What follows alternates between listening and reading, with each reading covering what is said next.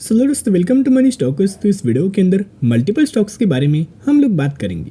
तो चलिए सबसे पहले हम लोग बात करेंगे IEX के बारे में। तो बेसिकली कंपनी के अंदर हमें ऑलमोस्ट 2% तक की गिरावट कल के दिन नजर आ रहा था और 142 रुपीज़ के आसपास हमें क्लोजिंग IEX के अंदर नजर आ चुकी है। तो कहीं ना कहीं अगर आप देखोगे इस कंपनी के अंदर जो गिरावट हमें नजर आया हुआ है, ये बिल्कुल भी दोस्तों गिरावट नहीं है, इसे एक बाइंग करने का मौका आप बोल सकते हो।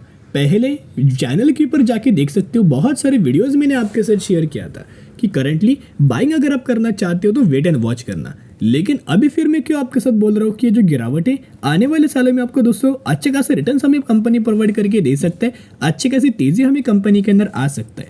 तो उसके ऊपर क्या अपडेट्स है, कितने पॉजिटिव अपडेट्स है, उसके बारे में भी हम लोग दोस्तों बात करने वाले हैं। और कंपनी के अंदर अपडेट्स के द्वारा एक अच्छा खासा मोमेंटम हमें बन सकता है और इस मोमेंटम को दोस्तों अगर आप मिस नहीं करेंगे तो एक बहुत अच्छे खासा आपको अपॉर्चुनिटीज नजर आएगा। तो चलिए क्या क्या पॉसिबिलिटीज बनता है हम लोग आपके साथ शेयर करेंगे।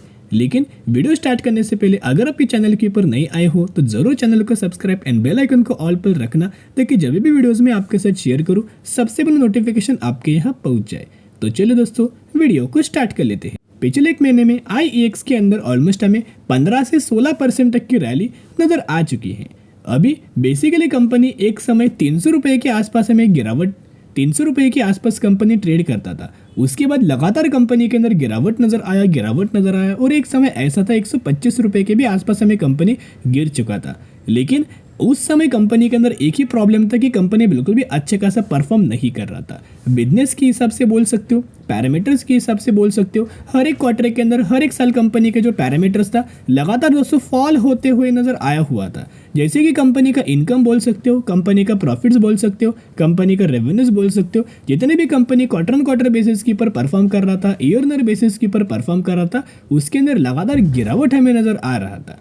तो जिसकी हिसाब से तभी बाइंग करने का सही मौका बिल्कुल भी नहीं था। लेकिन अभी बाइंग करने का सही मौका है, क्योंकि कंपनी का रिजल्ट्स अगर आप देखोगे रेवेन्यूज के अंदर, इनकम के अंदर, अर्निंग पर शेयर के अंदर और नेट प्रॉफिट मार्जिन के अंदर बहुत ही शानदार तरीके से और बहुत ही गजब का हमें कंपनी ने परफॉर्म करके दिखाया हुआ है। और इसी के द्वारा हमें करंटली ब्रोकरेज फर्म के द्वारा भी बहुत अच्छे अच्छे टारगेट्स हमें दिया गया है। तो ब्रोकरेज फर्म का मानना है कि बहुत ही जल्द इस कंपनी के अंदर 40% तक की रैली आपको नजर आ सकता है। और पहले ब्रोकरेज फर्म के द्वारा 185 रुपीज का टारगेट दिया हुआ था, उस टारगेट को और ज्यादा इंक्रीज करके 200 रुपए तक का भी टारगेट हमें दिया गया है। इसका मतलब क्या है कि धीरे धीरे करके आपको कंपनी का मोमेंटम अप ट्रेंडिंग मात्रा में मूव होते हुए नजर आ सकता है। और इस कंपनी के अंदर बहुत ज्यादा इन्वेस्टर्स के द्वारा हमें खरीदारी नजर आई थी। अभी म्यूचुअल फंड्स लगातार इस कंपनी के अंदर खरीदारी कर रहे, FIDs की भी अच्छी खासी खरीदारी हमें इस कंपनी के अंदर नजर आ रही है, क्योंकि अभी कंपनी अच्छे खासा परफॉर्म करने लगा हुआ है। क्योंकि पहले बिल्कुल भी दोस्तों कोल की वजह से, पावर की वजह से थोड़ा बहुत हमें दिक्कत कंपनी को नजर आया हुआ था, या फिर कॉम्पिटिटर की वजह से थोड़ा बहुत प्रॉब्लम हमें कंपनी फेस कर रहा था। लेकिन दोस्तों अभी कोई कंपनी प्रॉब्लम फेस नहीं कर रहा, इसकी वजह से तेजी नजर आ सकती। तो म्यूचुअल फंड्स का डेटा अगर आप देखोगे तो अक्टूबर का जो लेटेस्ट मंथ में डेटा आपके साथ शेयर करना चाहूंगा, जिसके अंदर 32 म्यूचुअल फंड्स की बाइंग एंड 3 म्यूचुअल फंड्स की सेलिंग नजर आ रही है।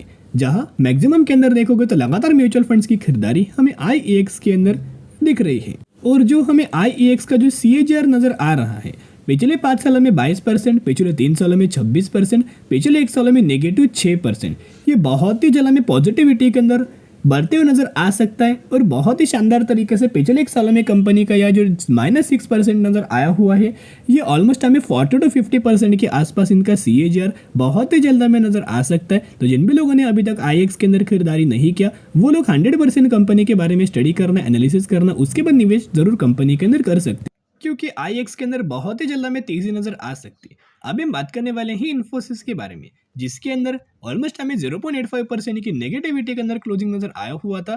और ऑलमोस्ट हमें 1440 रुपए के आसपास हमें क्लोजिंग इन्फोसिस के अंदर नजर आ चुका था।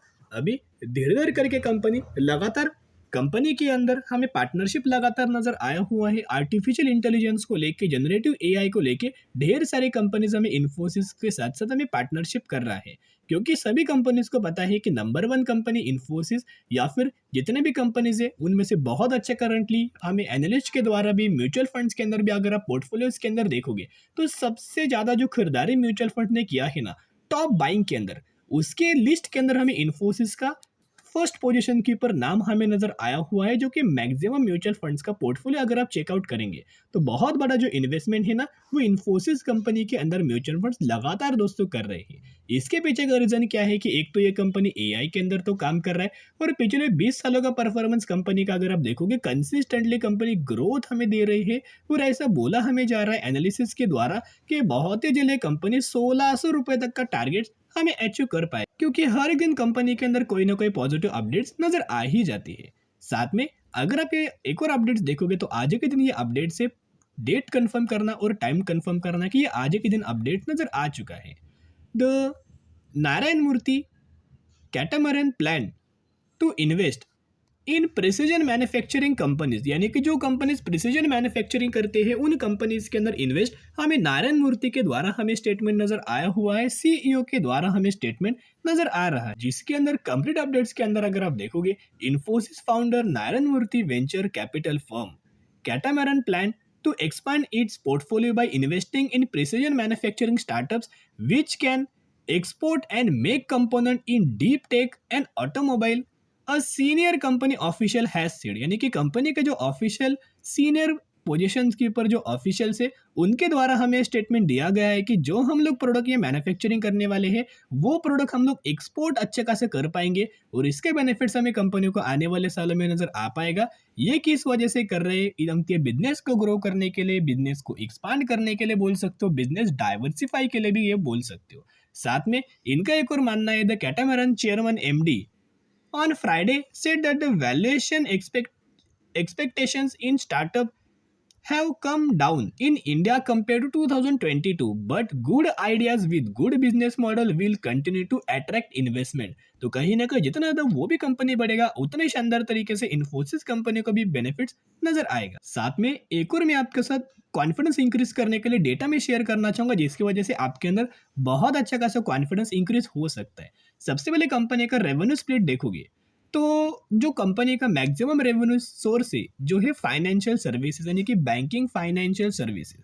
तो यही वो सेगमेंट है जिस सेगमेंट ने 20 सालों में कंपनी ने को बहुत ही अच्छा खासा कमाल के परफॉर्म करके दिया हुआ है।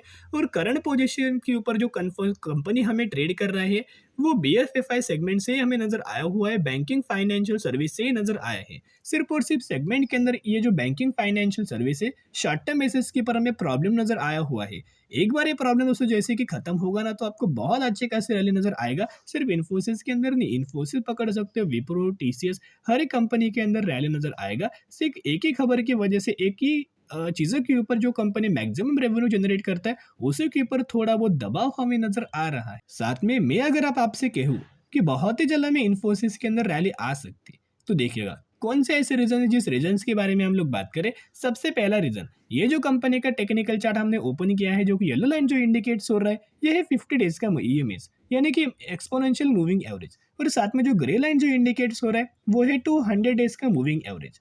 तो मूविंग एवरेज के ऊपर लगातार अगर जो भी कंपनी मूविंग एवरेज को क्रॉस करता है, यहाँ अगर आप दोस्तों ध्यान से देखोगे तो मूविंग एवरेज को, दोनों मूविंग एवरेज को क्रॉस किया है, और अभी ये जो 50 डेज का मूविंग एवरेज है वो ऑलमोस्ट हमें 200 डेज का मूविंग एवरेज को क्रॉस करने ही वाला है। इसका मतलब दोस्तों क्या है कि बहुत ही जल्दी मूविंग एवरेज धीरे धीरे करके आगे हमें बढ़ सकता है, और धीरे धीरे कर कंपनी इसको सपोर्ट लेवल मान के हमें ऊपर दोस्तों तेजी के ऊपर तेजी, रैली के ऊपर रैली हमें आ सकती है, और सबसे पहले 1600 रुपए तक का टारगेट हमें अचीव कर पाएगी। तो बहुत ज्यादा चांसेस ये है कि कल ही के दिन यानी कि मंडे के दिन आपको इन्फोसिस कंपनी के अंदर बहुत अच्छे खासे रैली हमें नजर आ सकती है। IT सेक्टर के अंदर बहुत अच्छे खासे रैली हमें आ सकती है। बाकी का जो अभी IT सेक्टर के अंदर अपडेट नजर आएगा 100% हम लोग बात करेंगे, लेकिन जितना गिरे अपने पोर्टफोलियो के अंदर ऐड करना।